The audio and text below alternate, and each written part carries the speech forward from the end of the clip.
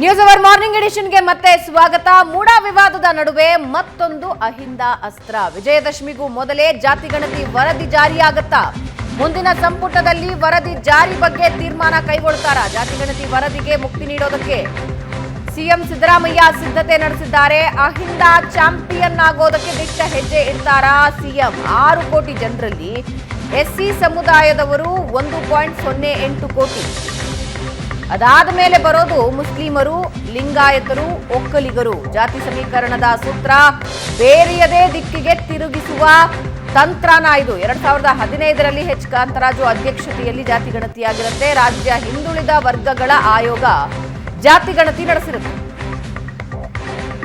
ವರದಿಯ ಮೂಲ ದಾಖಲೆ ಕಾಣೆಯಾದ್ರ ಬಗ್ಗೆ ವಿವಾದ ಆಗಿತ್ತು. ಆಯೋಗದ ಸದಸ್ಯರು ಕಾರ್ಯದರ್ಶಿ ಸಹಿ ಹಾಕಿಲ್ಲ ಅಂತ ಚರ್ಚೆಯಾಗಿತ್ತು. ಕೆ ಜಯಪ್ರಕಾಶ್ ಹೆಗಡೆ ಅಧ್ಯಕ್ಷತೆಯಲ್ಲಿ ಪರಿಷ್ಕೃತ ವರದಿ ಸಿದ್ಧವಾಗಿತ್ತು. ಲೋಕಸಭೆ ಚುನಾವಣೆ ನೀತಿ ಸಂಹಿತೆ ಜಾರಿಗೆ ಮುನ್ನವೇ ವರದಿ ಸಲ್ಲಿಕೆಯಾಗಿತ್ತು. ವರದಿಗೆ ಪ್ರಬಲ ಸಮುದಾಯದ ಶಾಸಕರು, ಸಚಿವರೇ ಅಸಮಾಧಾನ ವ್ಯಕ್ತಪಡಿಸಿದ್ರು. ಈ ವಿಚಾರವಾಗಿ ಸಿದ್ದರಾಮಯ್ಯ ಅವರು ಮಾತಾಡಿದ್ದಾರೆ. ಏನ್ ಹೇಳಿದ್ದಾರೆ ಕೇಳಿಸ್ಕೊಳ್ಳಿ. ಅವಕಾಶಗಳಿಂದ ವಂಚಿತರಾಗಿರ್ತಕ್ಕಂಥ ಜನ ಅವರನ್ನು ಗುರುತಿಸಿ ಅವ್ರಿಗೆ ಪ್ರಿಫರೆನ್ಷಿಯಲ್ ಟ್ರೀಟ್ಮೆಂಟ್ ಕೊಡಬೇಕು ಅಂತಲೇ ನಾನು ಜಾತಿ ಗಣತಿಯನ್ನ ಮಾಡೋದು. ಲಿಂಗಾಪುರ ಕೂಡ ಮೆಂಬರ್ ಆಗಿರೋದು, ಅದು ಇನ್ನೂ ಜಾರಿಯಾಗಿಲ್ಲ. ನಾನು ಹೋದೆ, ಆಮೇಲೆ ಜಾರಿಯಾಗಲಿಲ್ಲ. ಈಗ ವರದಿ ಕೊಟ್ಟಿದ್ದಾರೆ. ಈಗ ಇತ್ತೀಚೆಗೆ ನಾನು ಮುಂದಿನ ದಿನಗಳಲ್ಲಿ ಆ ವರದಿನ ಕ್ಯಾಬಿನೆಟ್ನಲ್ಲಿ ಇಟ್ಟು ಅದನ್ನು ಯಾಕೆ ಮಾಡ್ತಾ ಇದ್ದೀವಿ ಅಂತಂದ್ರೆ, ಇದು ಈಗ ನಮ್ಮ ಪಕ್ಷದ ಸಿದ್ಧಾಂತ ಆಗುತ್ತದೆ. ಹಿಂದುಳಿದವರು ಪ್ರಶಾಂತ್ ಯಾಕೀಗ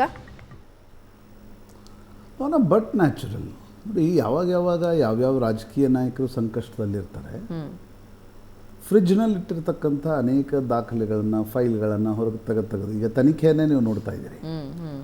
ವಿಪಕ್ಷಗಳ ನಾಯಕರ ವಿರುದ್ಧ ಇಷ್ಟೊಂದು ತನಿಖೆಗಳು ಕಳೆದ 1 ತಿಂಗಳಲ್ಲಿ ಯಾಕೆ ಬಂತು? 1 ವರ್ಷದಿಂದ ಆಗದೇ ಇದ್ದಿದ್ದು 13ರಿಂದ 18ರವರೆಗೆ ಆಗದೇ ಇದ್ದದ್ದು ಈಗ ಯಾಕೆ ಬಂತು? ಯಾಕಂದರೆ ಮೂಡಾ ಹಗರಣ ಹೊರಗೆ ಬಂತು ಅನ್ನೋ ಕಾರಣಕ್ಕೋಸ್ಕರ. ಈಗ ನನಗನ್ಸೋದು ನೋಡಿ, 1990-91ರಲ್ಲಿ ಅಂದರೆ ನಾನೊಂದು ಕಾಂಟ್ಯಾಕ್ಸ್ಟಿಂದ ಇದಕ್ಕೆ ಬರೋಣ. VP ಸಿಂಗ್ ಪ್ರಧಾನಮಂತ್ರಿ ಆಗಿದ್ದರು. BJP ಸಪೋರ್ಟ್ ಮೇಲೆ VP ಸಿಂಗ್ ಪ್ರಧಾನಮಂತ್ರಿ ಆಗಿದ್ದರು. ಒಂದು ಕಡೆ ಲಾಲ್ ಕೃಷ್ಣ ಅಡ್ವಾಣಿ ರಾಮರಥ ಯಾತ್ರೆಯನ್ನು ಶುರು ಮಾಡಿದರು. ಜನತಾದಳದಲ್ಲಿ ಆಂತರಿಕ ತಳಮಳ ಶುರು ಆಯಿತು. VP ಸಿಂಗ್ ಕುರ್ಸಿ ಹೋಗುತ್ತಾ ಅಂತಕ್ಕಂಥದ್ದು. ಆಗ VP ಸಿಂಗ್ಗೆ ಶರದ್ ಯಾದವ್ ಒಂದು ಸಲಹೆಯನ್ನು ಕೊಡ್ತಾರೆ. ಏನಾದರೂ ಮಾಡಬೇಕಲ್ಲ ಅಂತ VP ಸಿಂಗ್ ಅವರಿಗೆ, ನಾನು ಅಧಿಕಾರದಲ್ಲಿದ್ದೆ, ಈಗ ಏನಾದರೂ ಮಾಡಬೇಕಲ್ಲ. ಶರದ್ ಯಾದವ್ ಸಲಹೆ ಕೊಡ್ತಾರೆ, ನೀವು ಚಾಂಪಿಯನ್ ಆಫ್ ಬ್ಯಾಕ್ವರ್ಡ್ಸ್ ಆಗ್ತೀರಿ. ಮಂಡಲ್ ಆಯೋಗದ ವರದಿ ಹಾಗೇ ಇದೆ. ಮೊರಾರ್ಜಿ ದೇಸಾಯಿ ಸಂದರ್ಭದಲ್ಲಿ BP ಮಂಡಲ್ರಿಗೆ ಆ ಒಂದು ವರದಿಯನ್ನು ಕೊಡುವಂತೆ ಹೇಳಲಾಗಿತ್ತು. ಅವರು ವರದಿಯನ್ನು ಕೊಟ್ಟಿದ್ದಾರೆ. ಕಾಕಾ ಕಾಲೇಲ್ಕರ್ ವರದಿಯನ್ನು ಕೂಡ ಹಿಂದೆ ನೆಹರು ಅವರು ಒಪ್ಕೊಳ್ಳಿಲ್ಲ.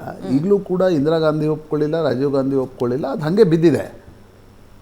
ಅದನ್ನು ಹೊರಗೆ ತೆಗೆದು ನಾನು ಜಾರಿಗೊಳಿಸ್ತೀನಿ ಅಂತಕ್ಕಂಥದ್ದನ್ನು ಹೇಳಿ ಅಂತ VP ಸಿಂಗ್ ಅದರ ಸ್ಟಡಿ ಮಾಡ್ತಾರೆ. ಅವ್ರಿಗೆ ಅನಿಸುತ್ತೆ ದಲಿತರಿಗೆ ಮೀಸಲಾತಿ ಇರುತ್ತೆ, ಹಿಂದುಳಿದವ್ರಿಗೆ ಅಲ್ಲಿವರೆಗೆ ಮೀಸಲಾತಿ ಇರಲ್ಲ.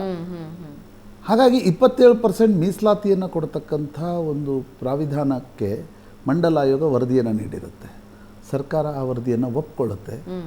ಮಂಡಲ್ ವರ್ಸಸ್ ಕಮಂಡಲ್ ಆಗಿನ ರಾಜಕಾರಣದ ದೊಡ್ಡ ಜಗಳ. ಇವತ್ತು ನನಗನ್ಸುತ್ತೆ ಮುಖ್ಯಮಂತ್ರಿಗಳು ಸಂಕಷ್ಟದಲ್ಲಿದ್ದಾರೆ. ಇದು ಸಂಕಷ್ಟದಲ್ಲಿದ್ದಾರೆ ಅನ್ನೋದು ಗೊತ್ತಾಗಲಿಕ್ಕೆ ಅಥವಾ ಹೇಳಲಿಕ್ಕೆ ರಾಕೆಟ್ ಸೈನ್ಸ್ ಏನು ಬೇಕಾಗಿಲ್ಲ. ಮೂಡಾ ಹಗರಣದಲ್ಲಿ ನಡೆದಿರ್ತಕ್ಕಂಥ ಬೆಳವಣಿಗೆಗಳು, ಅದು ನಿನ್ನೆ ಪಾರ್ವತಮ್ಮನವರು ಸೈಟ್ ವಾಪಸ್ ಕೊಡುವವರೆಗೂ ಕೂಡ ಸಿದ್ದರಾಮಯ್ಯನವರು ಒಂದು ಪೊಲಿಟಿಕಲ್ ಸಂಕಷ್ಟದಲ್ಲಿದ್ದಾರೆ. ಕಾನೂನಿನ ಜೊತೆಗೆ ರಾಜಕೀಯ ಸಂಕಷ್ಟದಲ್ಲಿದ್ದಾರೆ ಅಂತಕ್ಕಂಥದ್ದು ಸ್ಪಷ್ಟ. ಹೀಗಾಗಿ ಈ ಸಂದರ್ಭದಲ್ಲಿ ಅವರು ಜಾತಿ ಗಣತಿಯ ಜಯಪ್ರಕಾಶ್ ಹೆಗಡೆ ಏನು ವರದಿಯನ್ನು ಸಲ್ಲಿಸಿದ್ದಾರೆ ಅದನ್ನು ಹೊರಗೆ ತೆಗೆಯುವ ಪ್ರಯತ್ನದಲ್ಲಿದ್ದಾರೆ. To become again AHINDA champion. ಯಾಕಂದರೆ ಹಿಂದುಳಿದ ವರ್ಗಗಳು ಬಹಳಷ್ಟು ವರ್ಷಗಳಿಂದ ಕೇಳ್ತಾ ಇವೆ, ಆರ್ಥಿಕ ಸ್ಥಿತಿಗತಿಯ ಬಗ್ಗೆ ಸರ್ವೇಕ್ಷಣೆಯನ್ನು ಮಾಡಬೇಕು ಅಂತಕ್ಕಂಥದ್ದು. ಬಿಹಾರ ಮತ್ತು ಕರ್ನಾಟಕ ಈಗಾಗಲೇ ಅದನ್ನು ಮಾಡಿವೆ. ಕರ್ನಾಟಕದಲ್ಲೂ ಕೂಡ ಮಾಡಲಾಗಿತ್ತು. ಆದರೆ ಒಕ್ಕಲಿಗರು ಮತ್ತು ಲಿಂಗಾಯತ ಸಮುದಾಯಗಳು ಇದನ್ನು ವಿರೋಧಿಸ್ತಾ ಇವೆ. ಕಾರಣ ಏನು? ಬೆಂಗಳೂರು ಭಾಗದಲ್ಲಿ ಅದರ ಸರಿಯಾಗಿರ್ತಕ್ಕಂಥ ಸರ್ವೇಕ್ಷಣೆ ನಡೀಲಿಲ್ಲ. ಒಕ್ಕಲಿಗ ಶಾಸಕರು ಸಭೆಯನ್ನೇ ನಡೆಸಿದರು. ಲಿಂಗಾಯತ ಶಾಸಕರು ಕೂಡ ಶಾಮನೂರು ಶಿವಶಂಕರಪ್ಪ ಅಧ್ಯಕ್ಷತೆಯಲ್ಲಿ ಸಭೆ ನಡೆದಿತ್ತು.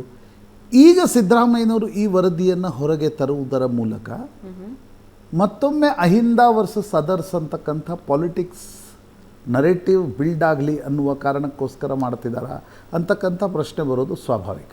ಹಿಂದೆ ವಿ ಪಿ ಸಿಂಗ್ ಯಾಕೆ ಮಂಡಲವನ್ನು ಮಾಡಿದ್ರು, ಈಗ ಯಾಕೆ ಸಿದ್ದರಾಮಯ್ಯನವರು ಆ ಸರ್ವೇಕ್ಷಣೆಯನ್ನು ತರ್ತಾ ಇದ್ದಾರೋ ಅದು ಮೂಲಭೂತವಾಗಿ ಕುರ್ಚಿ ಅಲುಗಾಡ್ತಾ ಇದೆ ಅಂತಕ್ಕಂಥದ್ರ ಸಂಕೇತ ಅಂತ ನನಗನ್ಸುತ್ತೆ. ಯಾಕಂದ್ರೆ ನೀವು ಸಂಕಷ್ಟದಲ್ಲಿದ್ದಾಗ ಇದನ್ನು ತಂದರೆ ಆ ಕಾರಣದಿಂದ ನನಗೊಂದು ಬೆಂಬಲ ಸಿಗಬಹುದಾ ಅಂತಕ್ಕಂಥ ಪ್ರಯತ್ನದಲ್ಲಿ ಮುಖ್ಯಮಂತ್ರಿಗಳು ಇದ್ದಾರೆ ಅಂತ ಅನ್ಸುತ್ತೆ. ಬಟ್ ಅದು ಲಿಟ್ರಲಿ ತರಲಿಕ್ಕಾಗತ್ತಾ? ಡಿ ಕೆ ಶಿವಕುಮಾರ್ ಅಂತವರೇ ಅದಕ್ಕೆ ತಮ್ಮ ಸ್ಪಷ್ಟ ವಿರೋಧವನ್ನು ಸೂಚಿಸಿದ್ದಾರೆ. ಒಕ್ಕಲಿಗ ಶಾಸಕರು, ಲಿಂಗಾಯತ ಶಾಸಕರು ಇದು ತಂದರೆ ಮತ್ತೊಂದು ಸುತ್ತಿನ ರಾಜಕೀಯ ಅಷ್ಟೇ ಅಲ್ಲ, ಸಾಮಾಜಿಕ ಒಂದು ಸಂಘರ್ಷ ಕೂಡ ಆಗ್ತಕ್ಕಂಥ ಸಾಧ್ಯತೆಗಳನ್ನು ನೀವು ಅಲ್ಲುಗಳಿತಿಲ್ಲ. ಯಾಕಂದರೆ ಆ ಇಡೀ ಸರ್ವೇಕ್ಷಣೆಯ ಬಗ್ಗೆ ಅನೇಕ ಕಾಂಗ್ರೆಸ್ ಪಕ್ಷದವ್ರದ್ದೇ ಪ್ರಶ್ನೆಗಳಿವೆ. ಹೀಗಾಗಿ ಅದು ಸಂಪುಟದಲ್ಲಿ ಅದನ್ನು ಒಪ್ಕೊಳ್ಳಿಕ್ಕೆ ಅವಕಾಶ ಕೊಡುತ್ತಾ, ಹೈಕಮಾಂಡ್ ಅದಕ್ಕೆ ಅವಕಾಶವನ್ನು ಕೊಡುತ್ತಾ? ಹೈಕಮಾಂಡ್ ಇನ್ ಪ್ರಿನ್ಸಿಪಲ್ ಜಾತಿ ಗಣತಿ ಪರವಾಗಿದೆ, ಬಟ್ ಕರ್ನಾಟಕದಲ್ಲಿ ನಡೆದಿರ್ತಕ್ಕಂಥ ಜಾತಿ ಗಣತಿ ಹೆಜಾರ್ಡ್ ರೀತಿಯಲ್ಲಿ ನಡೆದಿದೆ ಅಂತಕ್ಕಂಥದ್ದು ಒಕ್ಕಲಿಗ ಮತ್ತು ಲಿಂಗಾಯತ ಶಾಸಕರ ಮತ್ತು ಸಮುದಾಯಗಳ ಸ್ವಾಮೀಜಿಗಳ ಅಭಿಪ್ರಾಯ.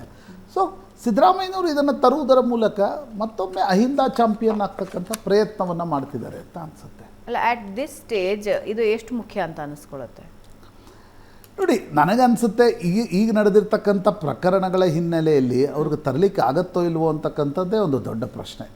ಅದೇನು ಭಾಳ ಸುಲಭದ ಪ್ರಶ್ನೆ ಅಲ್ಲ. ತರ್ಬೋದಾಗಿದ್ದರೆ ನೀವು 2013ಕ್ಕೆ ಆರ್ಡರ್ ಕೊಟ್ಟಿದ್ರಿ, 18ರಲ್ಲೇ ಅದನ್ನು ತರ್ಬೋದಾಗಿತ್ತು. ಕಾಂತರಾಜ್ ಅವ್ರಿಗೆ ವರದಿ ಕೊಡಿ, ನಾನು ಎಕ್ಸೆಪ್ಟ್ ಮಾಡ್ತೀನಿ ಅಂತ ಹೇಳಿ 18ರಲ್ಲಿ ಹೋಗ್ಬೋದಿತ್ತು. ಕಳೆದ 1 ವರ್ಷದಿಂದ ನೀವು ಜಯಪ್ರಕಾಶ್ ಹೆಗಡೆ ಕೊಟ್ಟ ತಕ್ಷಣ ಲೋಕಸಭಾ ಚುನಾವಣೆ ಆದಮೇಲೆ ಎಕ್ಸೆಪ್ಟ್ ಮಾಡ್ಬೋದಿತ್ತು. ರೈಟ್, ನೋಡೋಣ ಏನಾಗುತ್ತೆ ಅಂತ. ಇದರೊಂದಿಗೆ ಇವತ್ತಿನ ಚರ್ಚೆ ಮುಗಿಸೋಣ. ಪ್ರಶಾಂತ್, ಧನ್ಯವಾದ ಚರ್ಚೆಯಲ್ಲಿ ಭಾಗಿಯಾಗಿದ್ದಕ್ಕೆ. ವೀಕ್ಷಕರೇ, ಇಡೀ ದಿನ ಇದರ ಡೆವಲಪ್ಮೆಂಟ್ಸ್ ಇರುತ್ತೆ, ಹಾಗೂ 10 ಗಂಟೆಗೆ ಈ ಕುರಿತಾಗಿ ವಿಶೇಷ ಚರ್ಚಾ ಕಾರ್ಯಕ್ರಮ ಇರುತ್ತೆ. ಮಿಸ್ ಮಾಡದೆ ನೋಡಿ. ಇದರ ಮುಂದಿನ ಅಪ್ಡೇಟ್ಸನ್ನು ನನ್ನ ಕಲೀಗ್ಸ್ ಬ್ರೇಕ್ನ ನಂತರ ನೀಡ್ತಾ ಹೋಗ್ತಾರೆ.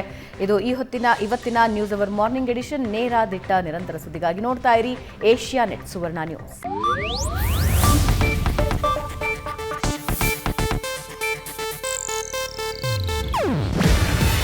ಇದು ಏಷ್ಯಾನೆಟ್ ನ್ಯೂಸ್ ನೆಟ್ವರ್ಕ್ ಪ್ರಸ್ತುತಿ. ನೀವು ನೋಡ್ತಿದ್ದೀರಾ ಏಷ್ಯಾನೆಟ್ ಸುವರ್ಣ ನ್ಯೂಸ್.